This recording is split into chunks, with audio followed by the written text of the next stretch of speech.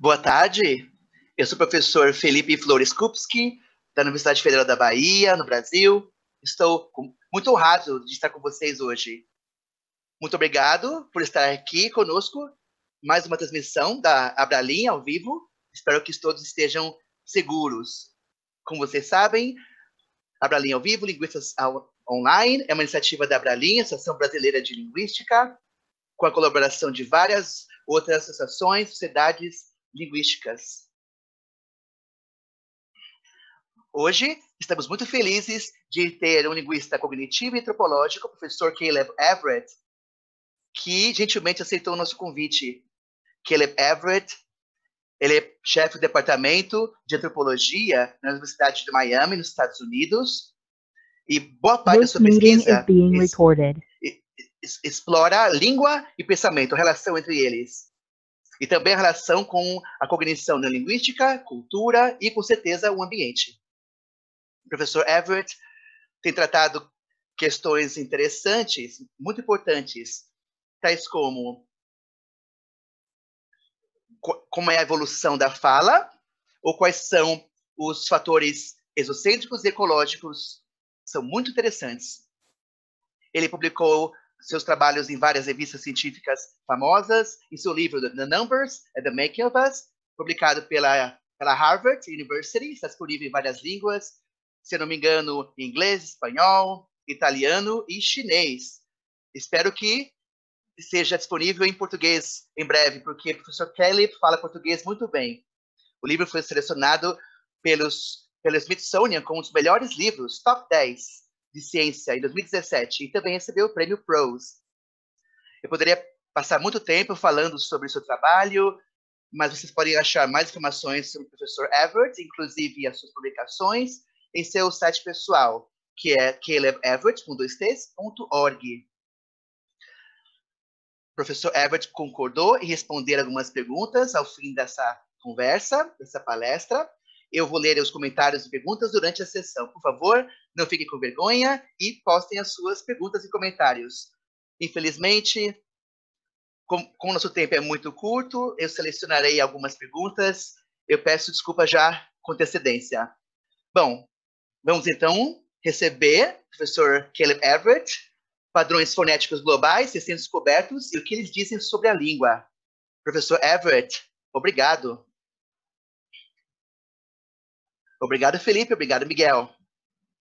Agora eu vou mudar para inglês, já que me falaram que há uma plateia internacional e haverá tradução em português. Deixa eu só compartilhar minha tela com vocês.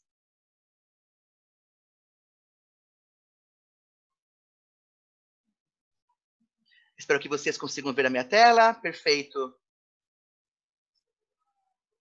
O título da minha palestra é Padrões Fonéticos Globais Recém-Descobertos, o que eles dizem sobre a língua.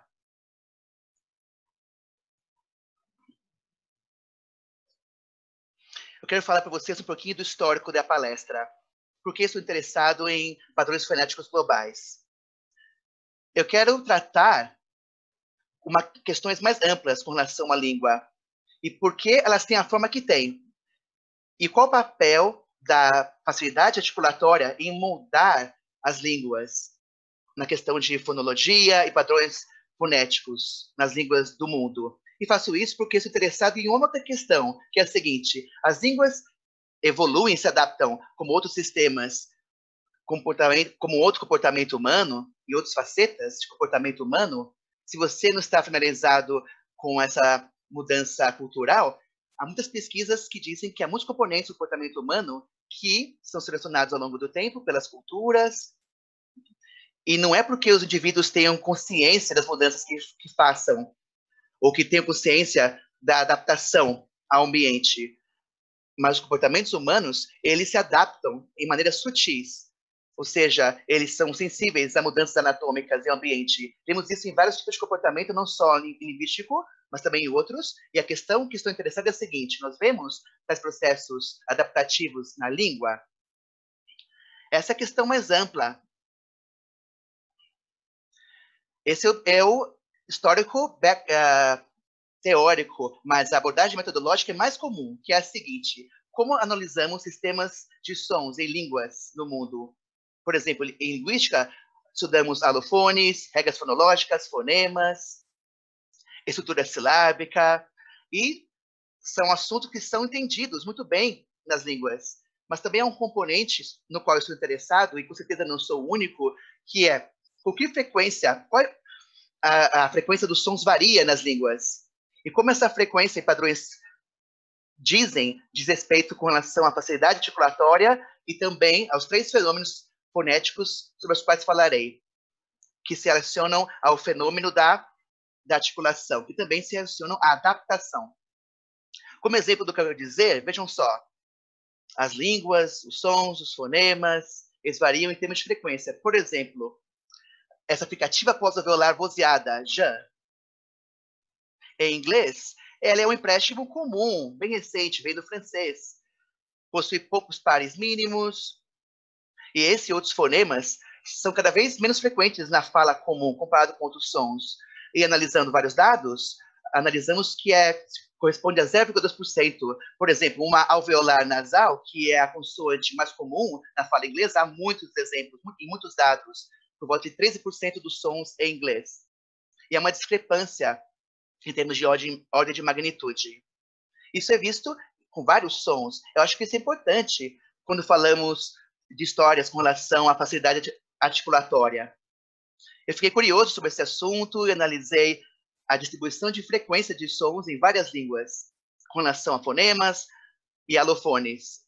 Essa abordagem geral, eu diria que é uma abordagem computacional e quantitativa, é uma abordagem que pode ser, que analisa várias coisas. Não é só o que eu estou falando, mas também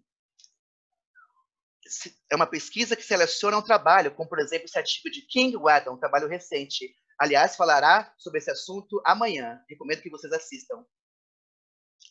Pesquisas como essa, e a minha pesquisa também analisou como os números se relacionam a habilidades cognitivas básicas, analisando padrões fonéticos e também o número de palavras em várias línguas. Mas o ponto de estudo hoje relaciona-se à questão da facilidade articulatória. Em caráter particular, quero analisar 3 fenômenos. Primeiro, vozeamento e local de articulação, que é um assunto muito estudado há muitos anos pela linguística, e o mecanismo básico já se conhece já há muitas décadas, mas a minha sugestão é que certos fenômenos têm papel mais importante na fala do que nós damos crédito. O segundo fenômeno é a prevalência labodental em populações de caçadores, coletores e de agricultores. Talvez alguns tenham familiaridade com essa linha de trabalho, mas eu acho que é muito importante falar sobre isso.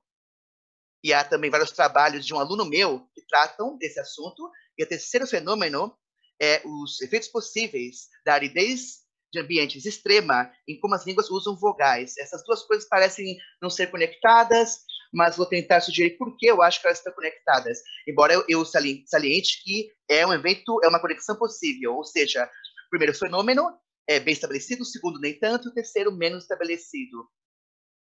Ou seja, de algo não controverso para algo mais controverso, digamos assim. Vamos começar com vozeamento e local de articulação. Bom, acho que há muitos linguistas na plateia que conhecem a mecânica básica sobre a qual falarei hoje. Eu vou falar sobre oclusivas, embora esse fenômeno se aplique a outros sons, claro. Quando você faz uma oclusiva surda, por exemplo, você fecha os seus lábios, no caso, uma bilabial oclusiva, e para vozeá-la, você tem que ter um fluxo transglotal, ou seja, a pressão nessa área supralaríngea tem que ser menor do que é por baixo da glote, para que esse fluxo transglotal aconteça, as pregas vocais também vibrem. Isso é aerodinâmica básica. O que foi observado há muitas décadas em linguística é que à medida que o trato vocal vai indo para o final, para o fundo, essa cavidade supralaríngea fica menor. E por esse fato, esse fluxo transglotal torna-se mais difícil, porque essa cavidade ela se enche rapidamente de ar. Isso quer dizer que o vozeamento é mais difícil para um som como Gá do que para um som, por exemplo, como Bá. Quando eu digo mais difícil, não é uma questão de percepção, de algo mais difícil, é uma é uma noção relativa nas línguas. Isso também se aplica a da e a outras oclusivas. Na verdade, essas são os sons mais comuns nas línguas do mundo. Mas, para ser bem claro com relação à previsão desse relato, com relação às oclusivas, à medida que você vai para trás do trato vocal, deverá haver maior disparidade na propensão de que as línguas dependam de oclusas versus vozeadas. Talvez o modo simples de falar isso, e a literatura fala sobre isso, é que a oclusiva vozeada deve ser menos frequente nas línguas. Novamente, claro, isso aqui é uma simplificação, porque há várias coisas que as pessoas fazem com os seus tratos vocais para aumentar a cavidade de ar à medida que fazem sons e assim por diante. No entanto, essa previsão se sustenta, ou seja, o G deve ser menos comum. Se você analisar a maior pesquisa sobre esse assunto, no que diz respeito a inventários fonéticos, foi feita por Madison, que analisa 567 inventários fonéticos. 255 dessas línguas têm todas as 6 oclusivas. É muito comum, com certeza, que as línguas, em geral, têm essas 6 oclusivas. A pergunta que Madison fez é que algumas são menos comuns ou mais comuns que outras. Se uma língua não tem uma dessas oclusivas, provavelmente seja essa oclusiva, H. Na sua pesquisa, 32 das línguas não tinham o H, essa oclusiva velar. Mas 30 não tinham a bilabial, pá. Ou seja, é uma evidência interessante e uma estimativa é que esse efeito pequeno aerodinâmico, embora tenha fundamento em termos fisiológicos, está afetando a fala. O que eu quero falar agora é analisar isso de modo diferente. E os dados que compartilhei vêm de 2 estudos meus, de 1 ano e pouco atrás. E a estratégia básica é a seguinte, é analisar dados de frequência. Sabemos que os sons tendem a ser sons comuns em todas as línguas, mas vemos diferenças em frequências, em como as línguas estão usando, de fato, tais sons. Um estudo que me baseei, o estudo da ASJB, que é uma série de transcrições fonéticas com vários sons de várias línguas, e as 71 dialetos representados nesse banco de dados. Ele é muito útil, é muito grande em termos de abrangência, não em termos de profundidade, mas é um recurso muito interessante para criar estimativas. Eu diria que o fenômeno para o qual estou olhando hoje, quando eu faço uma referência cruzada do banco de dados ASJP com banco de dados mais profundos, de línguas individuais, tende a bater muito bem. Ok? O que essa imagem representa? Como podem ver, cada coluna há um som que muda de bilabial para alveolar para velar. 3.000 dialetos sobre os quais fiz referência cruzada, levando em conta família de taxonomia linguística, formação geográfica, para levar em conta o que é chamado de problema de Galton. Para ser claro com relação a isso, quanto mais vermelho em cada coluna, aproximadamente 3.000 colunas, como podem ver, 3.000 linhas, quanto mais vermelha, maior a proporção, quanto mais clara, maior a proporção de dado som. Por exemplo, para velar não vozeada, que se aciona quase 80% dos dados, são as oclusivas velares não vozeadas. É muito comum. Em contrapartida, a vozeada, como podem ver, é muito menos comum. E como isso se relaciona à hipótese aerodinâmica, que isso foi estudado por pessoas como Hala, Madison, e outras pessoas também estudaram tal fenômeno. No ponto bilabial de articulação, não há grande diferença, como podem ver. Vejam só, os sons são usados na mesma taxa. No local alveolar, essa coluna da esquerda é um pouco mais clara, que representa os 3.000 dialetos, e no local velar de articulação, a disparidade é mais evidente. Vamos colocar, então, em números, onde podemos ver com mais detalhe. A propósito, eu quero deixar bem claro que os números que estou dando para vocês não são números absolutos, embora tais resultados não sejam diferentes. Tais resultados levam em conta semelhança linguística e também levam em conta região geográfica e também técnicas aleatórias de amostras. Basicamente, o que podemos ver é que à medida que você vai para trás do trato vocal, A contraparte oclusa torna-se muito mais comum. Isso é um padrão bem gritante, bem marcante. Não é, por exemplo, como nos vemos nos inventários fonêmicos, em que as oclusivas velares são um pouquinho menos comuns, praticamente as bilabiais. Não, na verdade, é um padrão bem distintivo, à medida que nós andamos pelos locais de articulação. E esse número de aproximadamente 6% significa, digamos que eu escolho uma língua aleatoriamente, e essa língua tem 8% das suas consoantes são velares, oclusivas. 2% das consoantes, 1% a menos do que isso, seriam oclusas velares vozeadas. É o padrão que leva a esse padrão. É um padrão importante. O que eu acho mais importante ainda é que se você restringir a sua atenção a essas línguas que têm todas as 6 oclusivas, o que mostra essa linha verde, se você analisar todas as línguas que têm as 6 oclusivas, como podem ver, tais dados representam centenas de sons nessas palavras. Se você restringir sua atenção a essas línguas, vocês podem ver que a oclusiva vozeada é 3 vezes mais comum do que a outra velar. À medida que você se move para o trato vocal, para trás. Ou seja,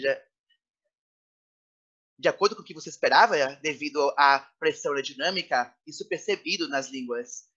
E isso é muito mais percebido que no inventário fonêmico. Claro, é uma simplificação, há diferenças aos sons do que apenas a pressão aerodinâmica, também há fatores de percepção, mas a diferença que estamos vendo, à medida que mudamos locais de articulação, é o que nós conseguimos prever. Se você adicionar o local alveolar de articulação, a disparidade realmente aumenta. É isso que esperamos. Os dados representam poucas línguas, claro. Nem todas as línguas têm oclusivas alveolares. Bom, eu diria para você que isso é uma evidência bem forte da minha hipótese. E quando fui capaz de fazer referência cruzada com outros bancos de dados, não parece ser exclusivo desse banco de dados que eu mostrei para vocês. Eu acho que o ponto de vista metodológico que eu gostaria de deixar claro para vocês é que que os dados de frequência tipológica em segmentos fonéticos pode esclarecer essa hipótese bem estabelecida. Talvez essa ideia que nós temos da linguística e que certos fatores afetam as línguas por meio de vários fenômenos que têm sido descritos, como o esvoaziamento vocálico e os padrões envolvidos em tal desvoamento, talvez tais discussões elas tenham efeitos ainda mais importantes do que nós imaginávamos por meio das abordagens tradicionais. A propósito, não estou criticando os inventários fonêmicos. Eu só quero deixar claro que há pesquisas novas interessantíssimas sobre inventários fonêmicos disponíveis, como, por exemplo, o banco de dados Foible, que é muito legal, que é um banco de dados com 2.000 inventários fonêmicos. Bom, o segundo fenômeno sobre o qual quero falar é a ideia da prevalência labodental em populações de caçadores-coletores e de agricultores. Pode parecer algo que não tem muito sentido, saído de estratégias de sobrevivência labodental, mas como uma coisa relaciona-se à outra. Talvez vocês conheçam essa pesquisa, talvez não. Na verdade, a ideia básica vem de Hackett, de um artigo de 85 que publicou na American Anthropologist, e vou falar sobre a hipótese dele daqui a pouquinho. Mas tal hipótese ela foi perdendo força e foi resgatada por esse grupo de pesquisadores em um artigo na revista Science. É um artigo interessantíssimo. Eu quero que vocês leiam. Como os sistemas sonoros humanos são moldados por mudanças pós-neolíticas na configuração da mordida. Como isso ocorre? Talvez vocês conheçam, alguns de vocês, peço perdão se conheçam já, mas vamos falar um pouquinho sobre o histórico. A chave é que os sons labodentais são mais fáceis de serem feitos por falantes cujo lábio inferior é mais próximo dos dentes superiores.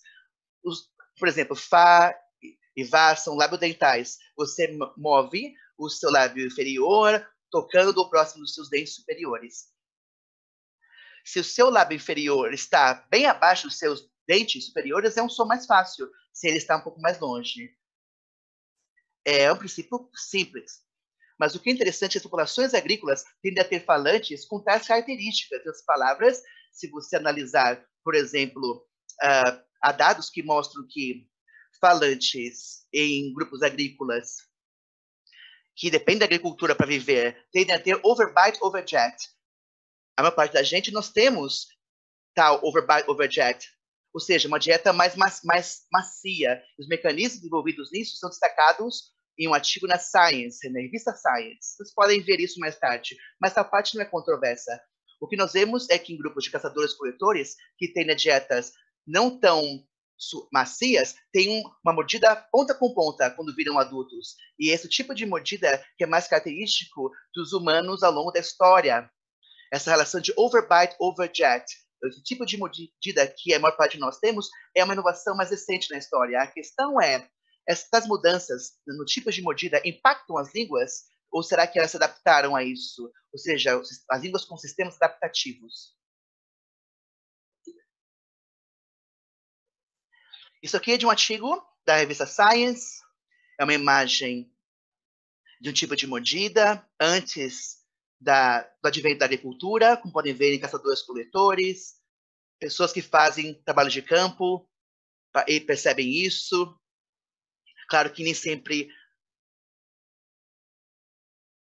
há dados suficientes. Basicamente, a mordida ponta com ponta é isso aqui. Ou seja, uma dieta mais dura deixa os dentes dessa maneira. Claro, estamos falando em tendências probabilísticas. As populações variam muito, tem vários tipos de mordida, e falei sobre isso mais tarde. Mas a maior parte de nós tem overbite, overjet, ou seja, culturalmente, isso tem sido selecionado porque as pessoas vão para o ortodontista para garantir que tem esse tipo de mordida, onde o incisivo superior fica acima do incisivo inferior. Isso tem se tornado cada vez mais comum do que a outra mordida ao longo dos últimos milhares de anos. E a hipótese Hackett seleciona a história humana, claro. Ele diz que as labiodentais têm se tornado mais prevalentes nos últimos milhares de anos. Não vou falar sobre o artigo de de Blasi et al. Tem dados muito interessantes que respaldam a hipótese. Dados históricos de populações indo-europeias, onde podemos ver a prevalência. À medida que as dietas têm ficado mais suaves nas comunidades indo-europeias, nós vimos também a transição dos fonemas labiodentais. Em termos tipológicos, os inventórios fonêmicos são levados em conta, mesmo levando em conta o tamanho. E tais fatores também levar em conta modelos biomecânicos, ou seja, há menos esforço para fazer sons labiodentais se você tem um tipo de mordida que é característico de pessoas com dietas mais macias. Mas eu quero analisar outras coisas. E com relação à frequência desses sons nas populações? Porque os fonemas, eles não necessariamente podem ser representações de padrões de fala quando falamos da articulação, porque se haverá uma redução de esforço muscular, isso tem que ser feito em fala verdadeira. Ou seja, tem que existir padrões que são coerentes com isso, ao invés de, por exemplo, uma alveolar fricativa vozeada que não é tão comum na língua. Talvez isso não vai dizer muito. Então, a frequência dos sons diz muita coisa.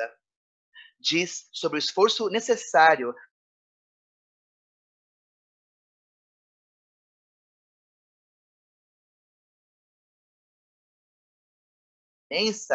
consistente com a hipótese de Hackett. Bom, há 2 artigos sobre os quais falarei. Aqui é meu aluno Serran. Ele é um aluno incrível, está começando o seu doutorado em ciência cognitiva no MIT neste outono. Ele está me ajudando muito com esse projeto. Aqui é o que nós fizemos. Vejam, aqui estão os dados que nós analisamos. Aproximadamente 7.000 dialetos. Não estão categorizados por estratégia de subsistência, ou seja, quanto mais claro, mais brilhante o botão, mais eles usam labiodentais. Para o mapa de baixo, nós estamos analisando ao quartil superior de línguas, em termos de quanto eles usam labiodentais. Claro, são poucos dados para cada língua. Há casos que nós fizemos referência cruzada e bateram muito bem. O que podem ver é que, em geral, os círculos verdes são grupos agrícolas, ou que tradicionalmente dependem de agricultura. Claro que estou ciente que há muitos grupos que não se encaixam em nenhuma categoria. Usamos bancos de dados diferentes para analisar estratégias de subsistência diferentes como um critério para analisar o quão macia a dieta era, mas, mesmo assim, é um ponto de partida quando estudamos frequência, para estudarmos as culturas quanto à frequência. Bom, em geral, isso parece bem consistente. Ao analisarmos círculos verdes de grupos que são supostamente com dietas mais macias, usam labiodentais com mais frequência. Claro, você precisa tomar cuidado que isso não se restringe a poucas regiões. Por exemplo, na Amazônia, como podem ver, é uma região problemática. Casos problemáticos seriam o seguinte, que os caçadores-coletores é que eles usam labiodentais há muito tempo, antes do contato com outras línguas que têm labiodentais. Claro, labiodentais são frequentes, são sons que são tomados emprestados de outras línguas. Há várias razões sociolinguísticas para o empréstimo linguístico, claro, com relação à facilidade de articulação. Não é a única coisa que acontece. Há muitas evidências que as labiodentais são sons que são mais tomados emprestados nos últimos anos. Os casos problemáticos seriam os casos onde a evidência de que os caçadores-coletores têm falado usando labiodentais por um bom tempo. Parece que a Amazônia seria um caso problemático. Eu falei sobre isso mais tarde. E veremos que não é bem isso, não. Também dependemos de textos curtos, de 37 famílias linguísticas, e os resultados foram bem próximos.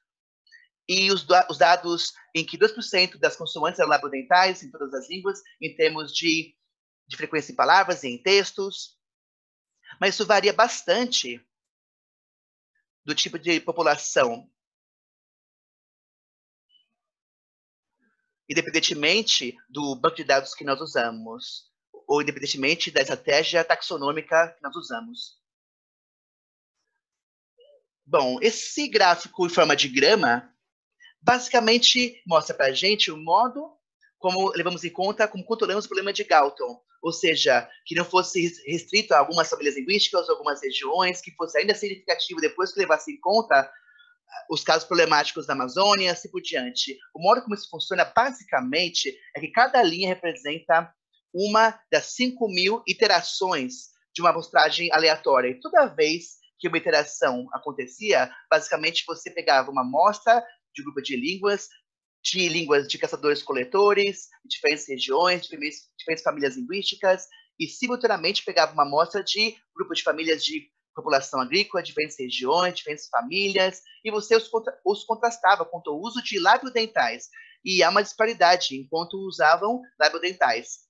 Toda vez que essa linha verde fica acima do zero, é um caso em que essa amostra aleatória, em média, a média para a agricultura foi maior do que para os caçadores-coletores. Toda vez que estiver abaixo de zero, que é uma interação problemática para a hipótese. Mas, como podem ver, não há muitas linhas abaixo de zero, como podem ver. Bom, esse tipo de técnica, nós usamos outras também, sugere com certeza que esse padrão é muito robusto e não é devido a algumas exceções ou o fato de que a Amazônia parece ser uma região problemática inicialmente. Não é bem isso, não. Não é uma questão problemática, levando em conta tal abordagem. Mas eu acho que é importante voltar aos locais como a Amazônia, onde vejo exceções em potencial para estudarmos com mais detalhe. Também quero dizer a vocês que acho que o padrão é mais claro nesse tipo de dados do que inventários fonêmicos, como vimos no primeiro fenômeno, e é particularmente robusto em contextos de palavras iniciais. Eu não tenho tempo para falar sobre isso agora. E com relação à Amazônia, bem, essa área em particular, esse grupo de línguas que parece ser um problema, porque são grupos de línguas, são categorizados como caçadores-coletores. E eu tenho experiência com tais grupos, com alguns de tais grupos. A maior parte deles são caçadores-coletores até hoje, claro. Não são exclusivamente caçadores-coletores, claro, mas as dietas não são tão macias quanto a maior parte da gente em culturas industrializadas, mas pode dizer que o tipo de mordida parece ser ponta com ponta. Mas não há registro dentário desses grupos, claro. Analisamos a fração de consoantes que são labiodentais. Como podem ver, esse grupo em particular de línguas, há uma inconsistência. Ainda bem que há muita pesquisa boa sobre essa família linguística, a família linguística Arauá.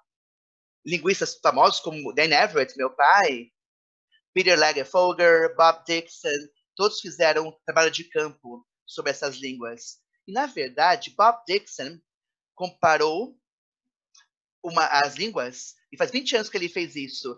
E a primeira coisa que podemos perceber com relação às famílias é que estão bem estreitas. Claro que não é o modo como eu criaria categorias, não é o modo como eu vejo, mas é um artigo que tem 15 anos de idade.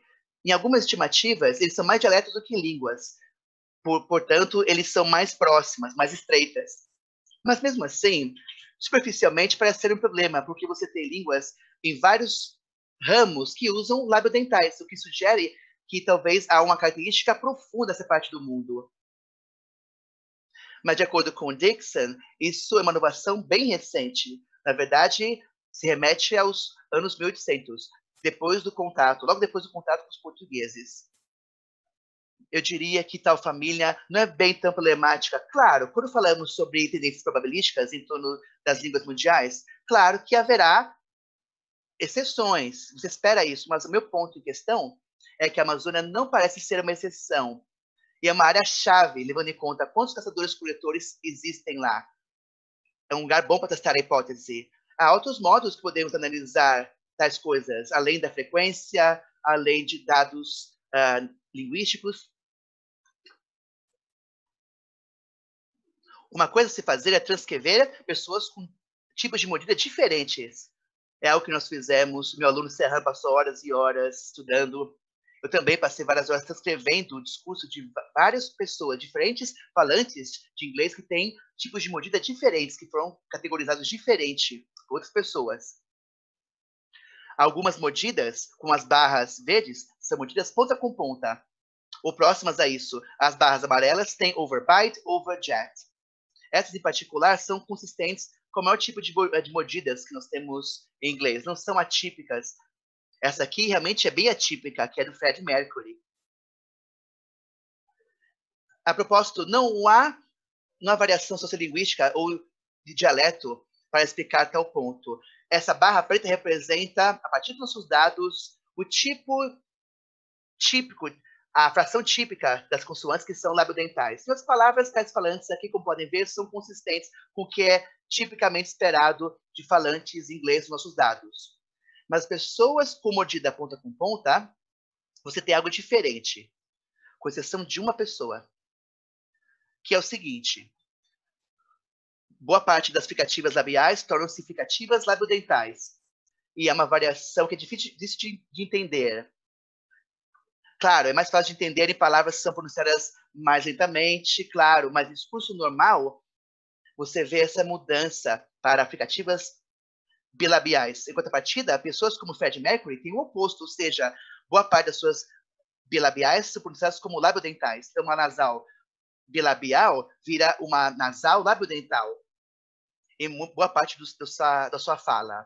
Bom, mesmo dentro de populações, claro, com base nos nossos dados até agora, você tem uma distribuição semelhante daquilo que você esperaria, levando em conta as pressões dos pontos de articulação, como pronunciam as labiodentais. Não quero sugerir que são ligados às diferenças de tipo de mordida entre pessoas caçadoras-coletoras e agrícolas. Não quero sugerir isso, só quero dizer que tais dados são coerentes com a hipótese geral. Os tipos de mordida parecem ser algo que afeta o uso de labiodentais. E, a propósito, há muita pesquisa na odontologia e ortodontia, mas tais profissionais não categorizam os sons como nós fazemos. Mas uma coisa que é clara é que a diferença na produção do som em pessoas que têm overbite, overjet, em contrapartida, pessoas que têm mordida ponta com ponta. É um ponto interessante, difícil de se argumentar contra.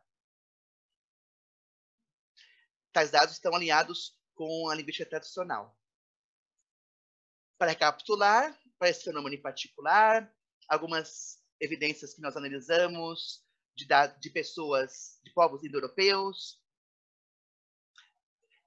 também dados tipológicos em inventórios fonêmicos, modelagem biomecânica, também há várias outras provas que poderiam adicionar dados históricos da Amazônia, porque a Amazônia é uma região que não foi tão analisada pelo Rocket, pelo Blasi. A frequência de sons em milhares de populações, vemos provas nos nossos dados para respaldar tal hipótese e dados de balanço com diferentes tipos de mordida.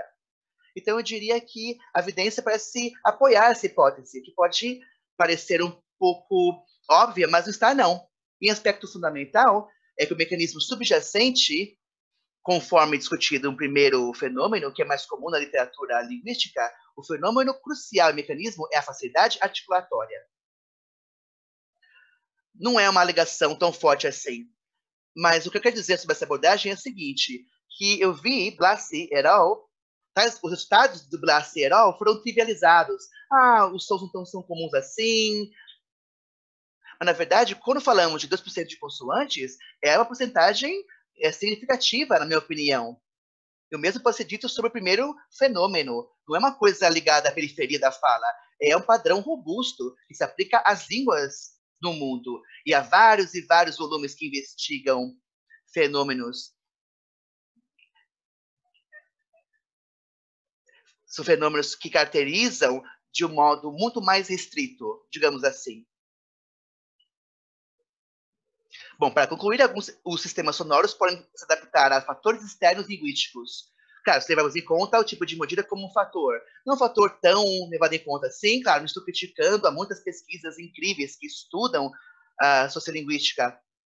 E comparando a linguística, a mudança sonora, sabemos bastante sobre mudança sonora, também há muitas coisas que não sabemos. Muitas pessoas levam em conta o tipo de mordida também, com relação à mudança sonora nos últimos anos. Há muita coisa que nós não sabemos sobre isso. Parece que as línguas talvez se adaptem a tais fatores externos, para coisas, por exemplo, mordidas, tipos de mordida. Daniel Dush também faz um grande estudo, também estuda tal fenômeno. A última coisa sobre a qual quero falar, e eu falo possível, que os efeitos possíveis da aridez de ambiente extrema em como as línguas usam as vogais. Isso aqui, com certeza, é a hipótese mais especulativa sobre a qual falarei, porque os dados que tenho, eles são principalmente correlacionados, primariamente correlacionados. Mas, para mim, é uma coisa interessante, que merece mais pesquisa, com certeza. Eu gosto de pensar assim. Bom, em termos de histórico, na literatura médica, fala muito sobre os efeitos do ar seco nas pregas vocais, como as pessoas usam as pregas vocais, no esforço percebido, e também nas pregas vocais em contextos muito secos. E o que nós vemos em estudos, depois de estudos em medicina esportiva e também em estudos da laringe humana, é que o ar seco tem esse efeito nocivo nas pregas vocais. Isso não é esse é senso comum, isso é mostrado em estudos in vivo e ex vivo, não só nas pregas vocais comuns, humanas, mas também mamíferas. É uma característica do senso comum, porque os idosos sofrem isso, com isso, sofrem efeito do ar seco nas suas pregas vocais. Nós sabemos disso, o ar seco prejudica as pregas vocais. Claro, aqui não posso dizer que afeta as línguas, claro. Os efeitos são observados mesmo com a exposição do ar, mas a cavidade nasal consegue umidificar, mas isso tem limitações. Se as pessoas começam a respirar pela boca, isso seca as pregas vocais. Um outro ponto é o cansaço das pregas vocais. E isso acontece para idosos em ambientes secos, mesmo sob respiração comum. Eles sentem as pregas vocais mais secas, mais cansadas. E tais efeitos são exacerbados em condições secas, quando as pessoas começam a respirar pela boca e fazem isso em locais secos e frios. Há muita pesquisa que estuda isso. Bom, como isso afeta a língua? Bom, vamos ser claros com relação ao mecanismo sobre o qual estamos falando. Se levarmos em conta aqui o lado vocal, se colocarmos uma câmera na narina de alguém, podemos ver aqui as pregas vocais, vejam só. Aqui a língua. Esse movimento que você consegue de uma visão lateral é o vozeamento clássico. Para mim, por exemplo, uma pessoa que tem uma frequência de 100 Hz, ou seja, acontece 100 vezes por segundo. Claro que a resolução do vídeo não consegue entender, não consegue pegar todos os movimentos aqui, mas há muito mais movimentos do que vocês conseguem perceber pelo vídeo. Mas dá para pegar a ideia, não dá? Ou seja, o movimento das pregas vocais, Eu peço desculpa que muitas pessoas aqui já conhecem muito bem tal assunto, mas o meu ponto aqui é que a membrana que cobre as cordas vocais, quando ela seca, isso torna o movimento errático das pregas vocais. E elas começam a se movimentar de modo errático. Isso força as pregas vocais. E particularmente locais muito secos. Bom, eu tive essa ideia por um tempo. Se o esforço em usar as pregas vocais em locais muito secos aumenta, existe a possibilidade que as línguas se adaptem a essa questão? Ou seja, em locais realmente muito secos, as línguas se adaptem de modo que as pessoas, de modo inconsciente, que os processos ocorram de uma maneira diferente, com frequências diferentes? Claro, estamos falando sobre tendências. Que os processos, como por exemplo, o desvozeamento de vogais aconteça em locais muito secos, levando em conta, claro, que isso é a abordagem mais especulativa. Bom, há uma combinação de fatores, por exemplo, que afetam o tom e afeta também o uso de vogal. Um artigo da revista PNAS, de alguns anos atrás, que fala sobre isso. Eu falarei sobre o uso de vogais, que é um estudo de alguns anos atrás, e alguns dados sobre os quais falarei daqui a pouquinho. A questão é, as línguas evoluem, de certo modo, para usar vogais, menos vogais, em contextos muito, muito secos. E por que as vogais? Bom, porque as vogais exigem vozeamento, porque as vogais, obviamente, possuem amplitude alta, a duração tende a ser longa em muitos casos. Então, o ponto de questão, claro que isso não só afeta a vogal, é que é a prova de conceito, ou seja, se isso afeta no uso das vogais, talvez faça sentido pensar que isso teria outro efeito na língua, em outros sons. Não há previsão no que diz respeito a inventários fonêmicos.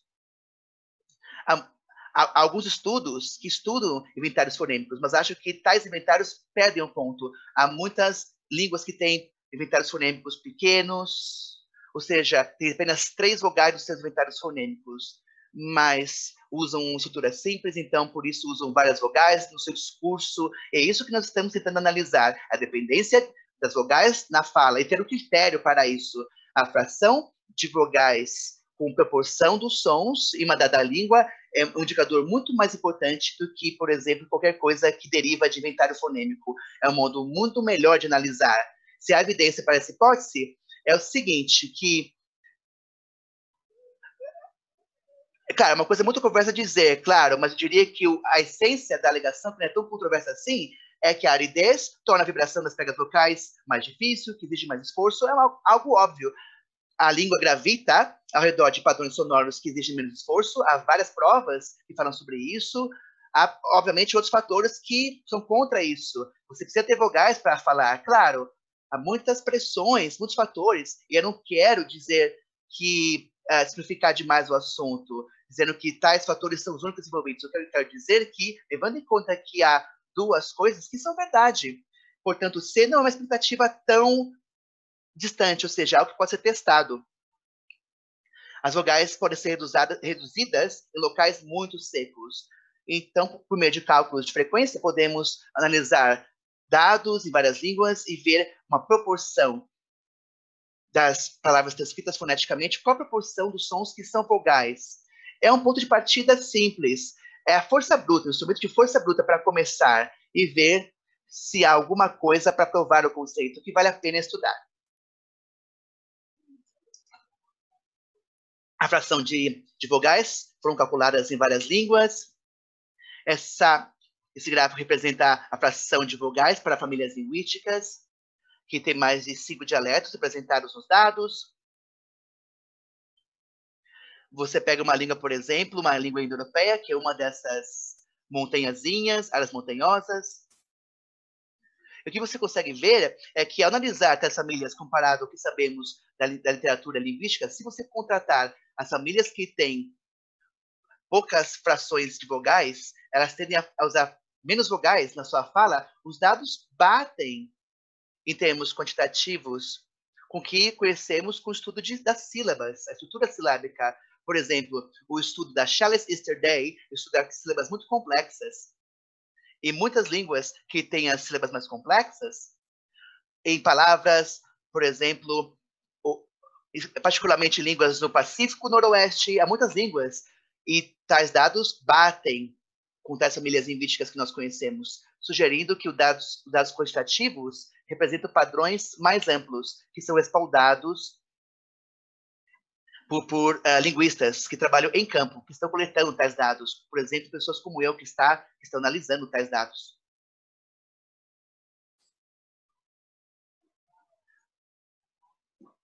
Para 4.000 aproximadamente desses dados, a umidade ambiente média foi utilizada. Claro que há um certo ponto de ceticismo. Como você pode analisar a umidade média de uma língua? Você tem, por exemplo, português, inglês, que é falado no mundo. Não faz sentido falar da umidade de uma região. Para ser bem claro sobre esse ponto, há vários pontos sobre os quais quero falar. Línguas como português e inglês, os dados são da terra natal. O outro ponto é que a maior parte dessas línguas mundiais, atualmente, ainda são faladas em locais, em regiões muito restritas. Por exemplo, uma língua que eu estudei bastante, que é caretiana, em Rondônia, a língua caretiana ainda é falada em região muito restrita. E isso é muito mais característica de uma língua mundial, por exemplo, do que uma coisa, digamos, com português ou inglês ou o que seja. Esse é um ponto interessante. Quando analisamos os dados de umidade, estamos interessados na proporção de vapor d'água no ar, claro, a umidade específica. Há muita pesquisa, literatura médica mostrando que nossos corpos são sensíveis e as pregas vocais também. Bom, como eu disse anteriormente, o instrumento de força bruta que você pode usar para analisar tais dados correlaciona-se à fração de sons que são vogais de uma língua, com base nos dados que nós temos disponíveis, levando em conta a umidade de ambiente onde a língua está. Se você fizer isso, a expectativa dessa hipótese é que em regiões muito secas mesmo, a fração de vogal tende a ser menor. Então, a região aqui bem amarela é o mapa de calor para evitar muitos pontos, porque representa 4.000 pontos. Essa região bem amarela é onde a grande quantidade das línguas mundiais estão. Há menos línguas em regiões realmente secas e frias. E é uma questão muito interessante, muito difícil de você estudar, porque, em geral, os dados são super coerentes em termos tipológicos. Porque nós estamos falando sobre previsões em locais onde as pessoas vivem menos. No entanto, se você levar em conta tais fatores, ou, por exemplo, a semelhança das línguas, o contato com as línguas, levar em conta os modelos bayesianos de frequência e assim por diante, os efeitos parecem ser muito robustos. Como podem ver aqui, o R quadrado é 0,158, é um dado muito sólido. Essa distribuição é muito mais óbvia quando você controla a semelhança das línguas, por exemplo. Isso é discutido no meu artigo de alguns anos atrás. Mas levando em conta, controlando a proximidade geográfica, a semelhança de línguas, estou levando em conta o banco de dados AutoType, porque tem uma caracterização interessante de diferentes regiões geográficas e também as línguas são caracterizadas dependendo da língua e também por meio de uma taxonomia bem refinada. No entanto, isso aqui é somente um ponto de partida quando falamos sobre tal ponto. Muitas vezes, nós devemos tomar cuidado com a relação entre causalidade e correlação. Claro que, muitas vezes, a correlação sugere causalidade. Isso pode levar a estudos. Como podemos estudar isso com mais detalhe?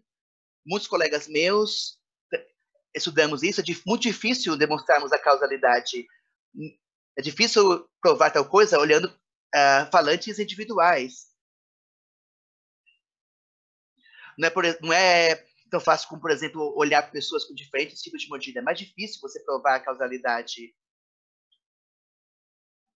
É difícil provar uma relação causal de fenômenos. Com certeza é muito difícil.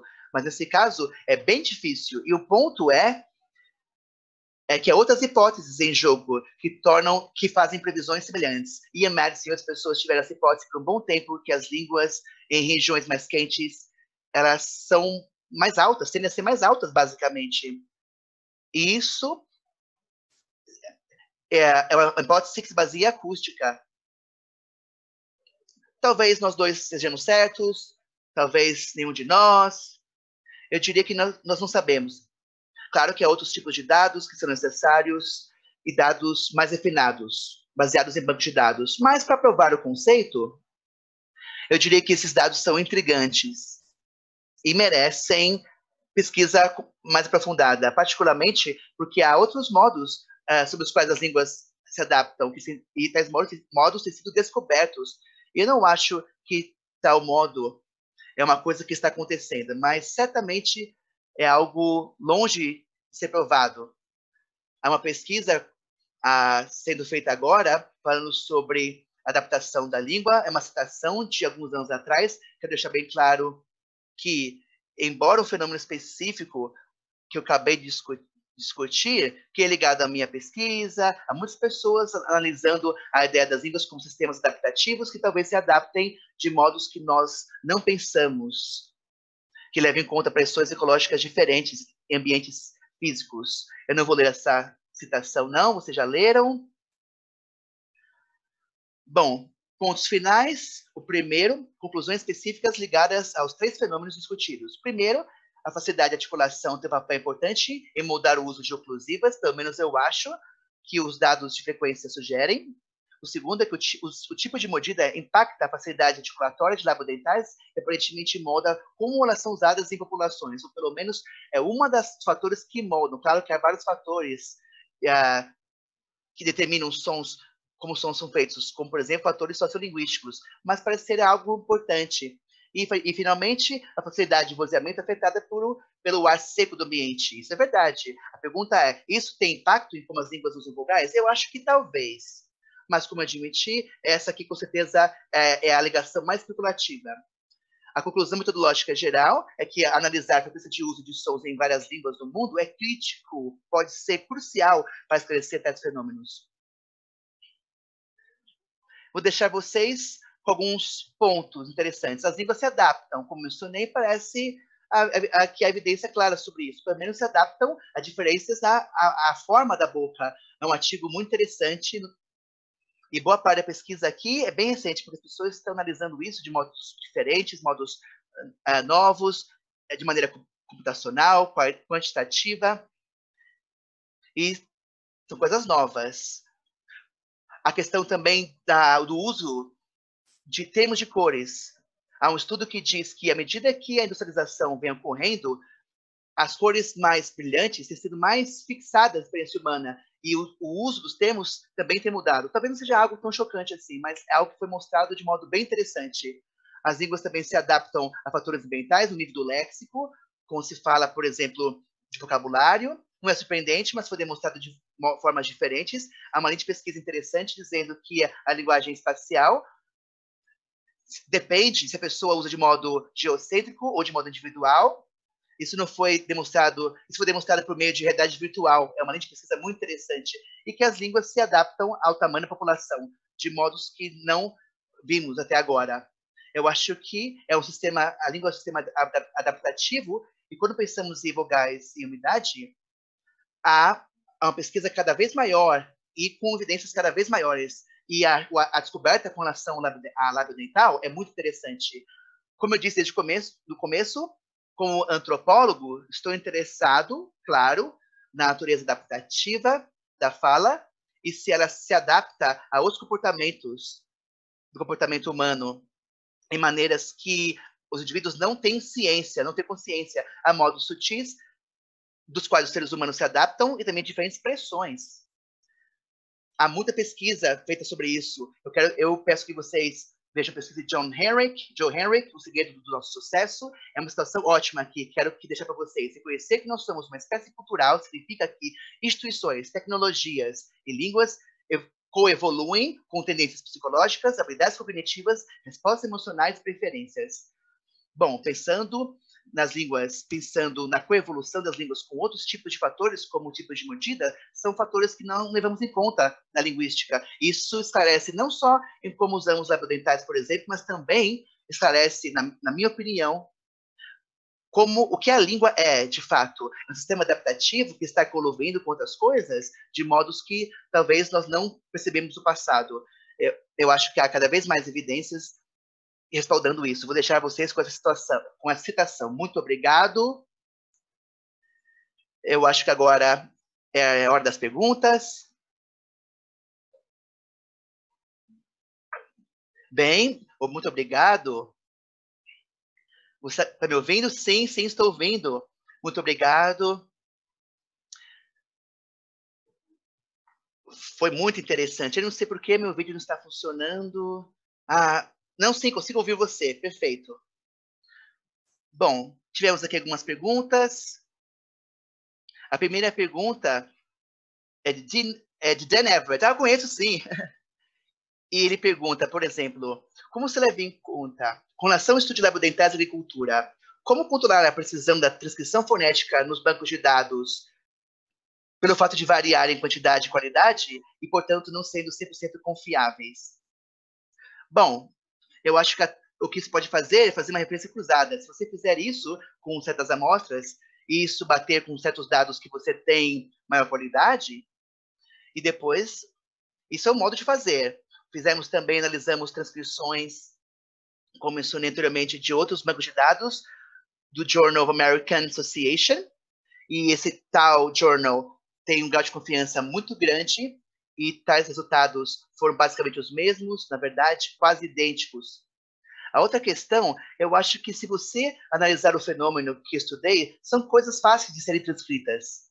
Uma das questões do tom, da discussão sobre o tom, é que há muita precisão. Se você analisar gramáticas ou fazer trabalho de campo como eu faço, você sabe que transcrever tom é complicado, uma coisa muito difícil, é muita variação.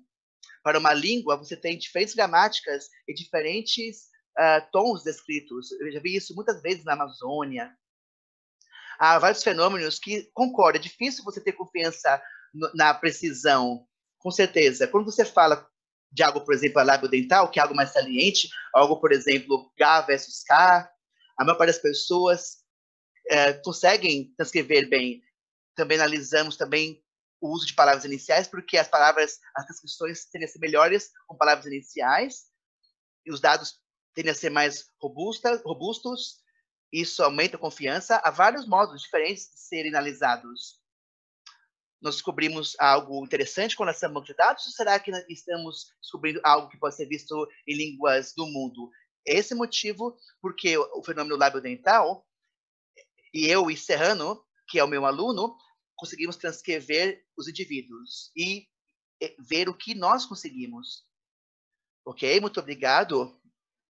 Heitor Bafa quer saber, você considera que um som aproximante lábio-dental vozeada lã já fosse possível articular antes da mudança fisiológica do maxilar?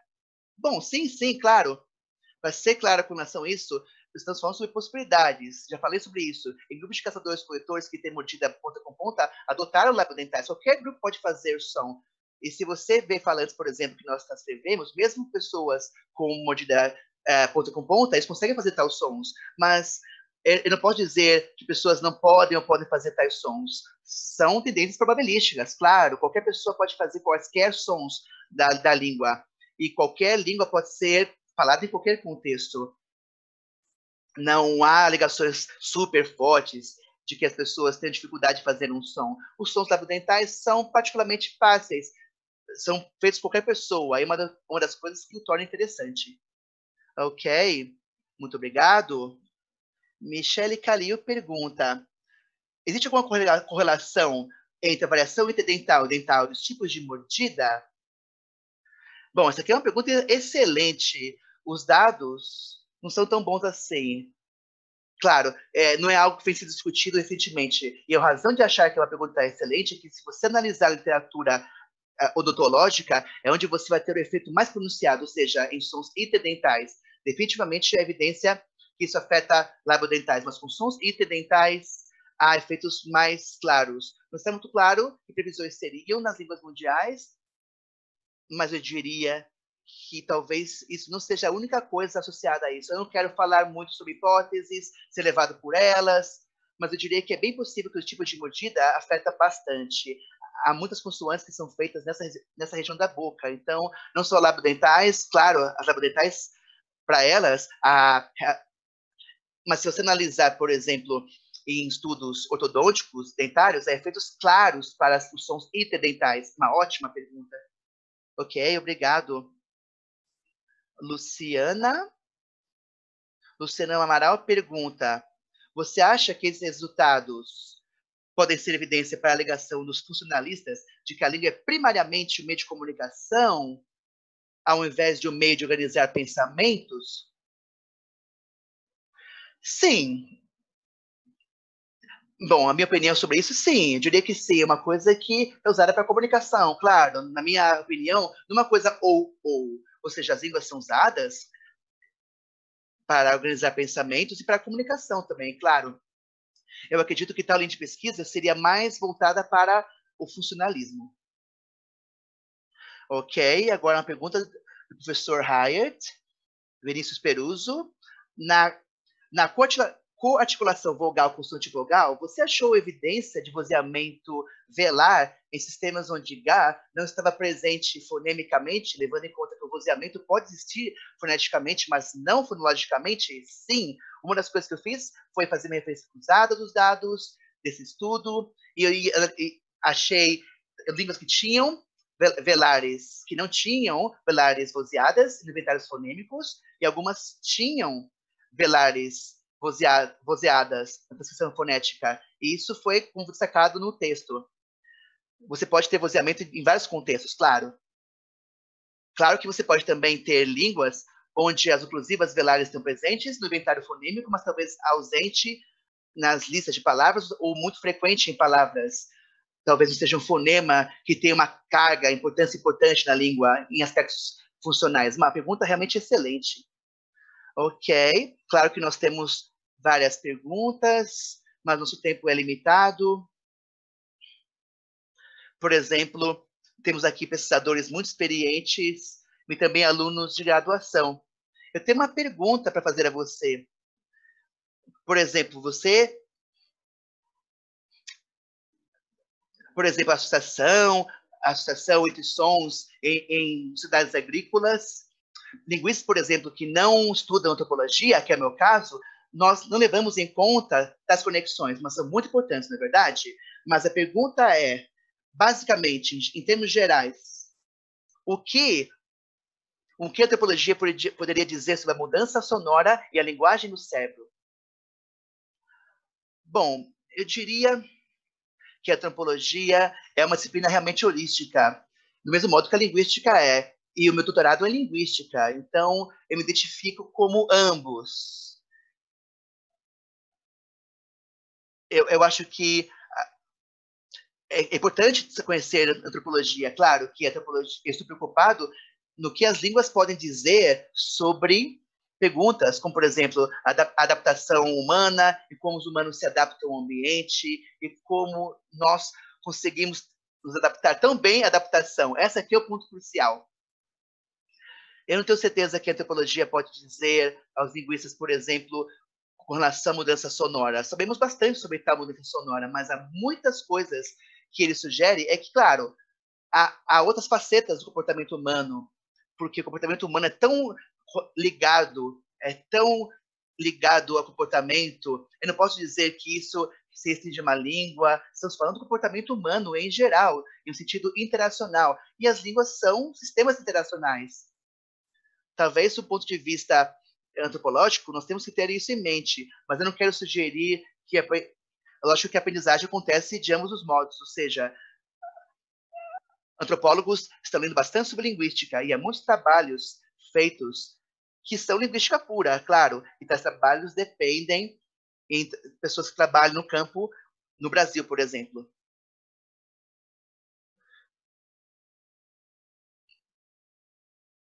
Ok. Infelizmente, temos que terminar a nossa live. Mais uma vez, professor Everton, muito obrigado por estar conosco.